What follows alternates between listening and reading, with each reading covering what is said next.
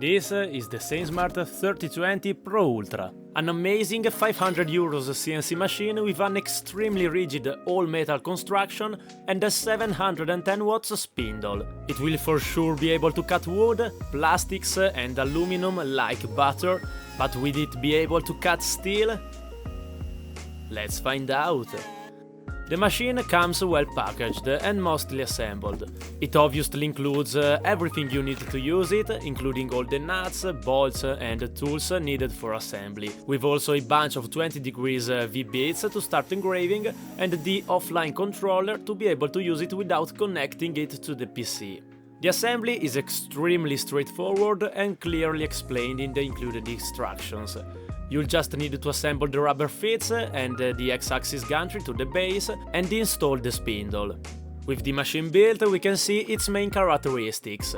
For a price of just €540, you will get a 710 watts spindle with an ER11 collet and a max speed of 30,000 RPM. An extremely rigid full metal construction with linear rails on the X-axis, 10mm linear rods on the Z-axis and 12mm linear rods on the Y-axis. It features 60mm NEMA 17 stepper motors with 7.5 Nm of torque on every axis, with a handy knob to be able to manually move each axis. It also has 2 limit switches on each axis to allow for hard limits, anti-backlash lead screws and an enclosed controller to protect it from dust and chips. It also includes a Z-probe to easily zero your work height, and the previously mentioned offline controller to allow you to use it without the computer attached. The offline controller is my preferred method of using this machine, since it removes the risk of the PC disconnecting mid-job and gives a simple and intuitive interface for using the machine.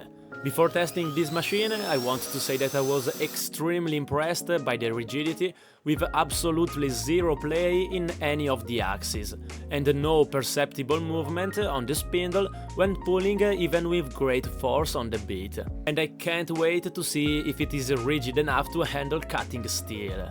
Before testing that, let's start easy with some wood by making a spoilboard. I took a piece of 10mm particle board and cut it to size. Drilled 6 holes for mounting and bolted it to the machine using 4 M6 countersunk bolts. Once that is done, I used a 1-inch surfacing bit to flatten the surface and get a nice and flat finish, parallel with the X and Y axis. When cutting the spoilboard, I used a 1000 mm per minute feed rate with a 1mm depth of cut, with the spindle at 10,000 RPMs, and the machine handled it perfectly, with no vibration or chatter. Moving on to cutting wood, I engraved my channel name using this 30 degrees V-bit, and cut the contour with this 6mm 2-flute end mill, running the spindle at the maximum speed of 30,000 RPMs, with 2000 mm per minute feed rate and 5mm depth of cut. These settings are pretty much standard for wood cutting and offer no compromises in terms of speed and depth of cut, and I was extremely pleased to see that it handled them with amazing results. With the same settings, I also cut this gear-shaped container out of a harder wood, with amazing results straight out of the machine. The total time for the first project was 7 minutes, and for the box was just 11 minutes. Pretty amazing. The letters in the first project came out perfect, with great details and super clean edges. The surface finish on the contour was flawless, with an extra smooth texture. The same results can be seen in the second project, which looks perfect despite some imperfection in the wood structure, but that's not the machine's fault. With such great results in wood, let's try aluminum, using the same end mill at 15,000 RPMs, 2000 mm per minute feed rate, 2 mm depth of cut and 40% step over. I cut this circle and a square out of this rectangular profile to see the dimensional accuracy of the machine.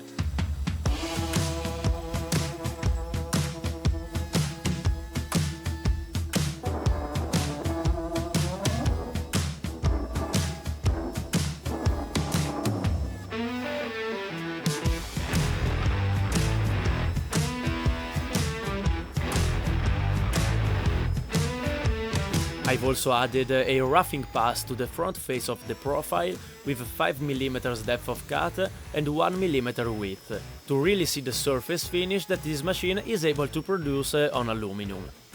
With the milling finished, we can see the amazing results it produced. I was super impressed by them, especially considering the generous settings that I used. The surface finish looks extremely good, both on horizontal and vertical faces, with no visible signs of chatter or particular imperfections. The vertical surface finish could be slightly better, but keep in mind that I only did the roughing passes and no finishing. The dimensional accuracy also blew me away. The results I got were in fact within a couple of hundreds of a millimeter off target. Again, an amazing result that I was not expecting. This part is quite tiny, but it nicely gives the idea of the accuracy and the surface finish that this machine is able to produce when cutting aluminum. Now it's time to test what everyone has been waiting for: steel. For that I got this 4-flute 6mm end mill, and I've designed the same test I did with aluminum. This time to be cut out of this bar of 10mm thick mild steel.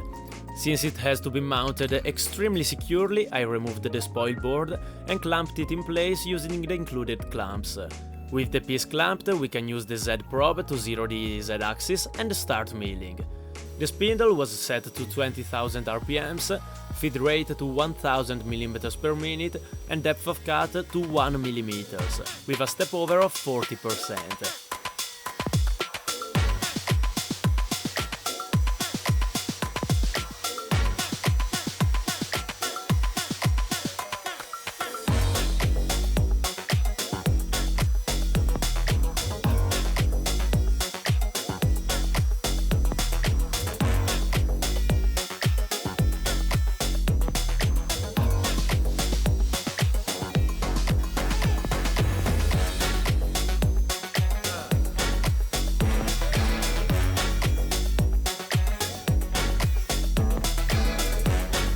I was honestly a bit scared, having never milled steel before and having set the feeds and speeds literally to what ChatGPT suggested. But wow, look at the results. Not only the machine finished without any problem whatsoever, the finish straight out of the machine is amazing, with shiny surfaces and again no particular signs of chatter. There was just a small burr on the top edges, but after cleaning it off we can really admire the amazing work that this machine has done. This machine is not even meant to cut steel, but not only it was able to mill it effortlessly, it did it extremely fast, with the whole machining time for this part coming in at just 11 minutes. Also, the chips coming out of the machine were actual chips and not dust, and the end mill survived with zero signs of wear. The surface finish was amazing and the settings were actually usable in real-world projects. The dimensional accuracy was again amazing, considering that I've done 0 finishing passes, with spot-on results on the x-axis and slightly worse dimensional accuracy on the y-axis, but still impressive considering the settings I used. This result had me wonder what is the limit of this machine, so I set up a couple of other tests with the same feeds and speeds, increasing depth of cut gradually from the previous 1 mm to 4 mm. Now I really have a feeling that something will break, but let's try anyway. I did an adaptive clearing pass for each pocket, increasing depth of cut by 1 mm for each slot. In the first cut, the spindle speed was set a bit wrong, so it started out quite bad, but after adjusting it, the cut came out nicely, as expected. The 2 mm cut was again very impressive, with minimal machine vibration and still a very nice surface finish. Stepping up to 3 mm deep, the machine really started to struggle, with noticeable vibrations and a horrible sound, leaving behind a super rough surface. The 4 mm cut was already way outside the machine capabilities. In fact, the vibrations became super severe and the cut came out quite horrible, with also the end mill not surviving and breaking. These test results turned out to be very interesting, with completely usable results even at 2 mm depth of cut at 1000 mm per minute feed rate. I think that the feed rate or the step over was probably a bit too much, and maybe setting it to around 500 mm per minute or 20% step over would have allowed this machine to complete the test. Also, the end mill was a very cheap €2 one that I found on AliExpress, and I think that a higher quality one would have definitely helped. In conclusion, I think that this machine is a truly amazing piece of kit for anyone wanting to dive in this hobby without breaking the bank.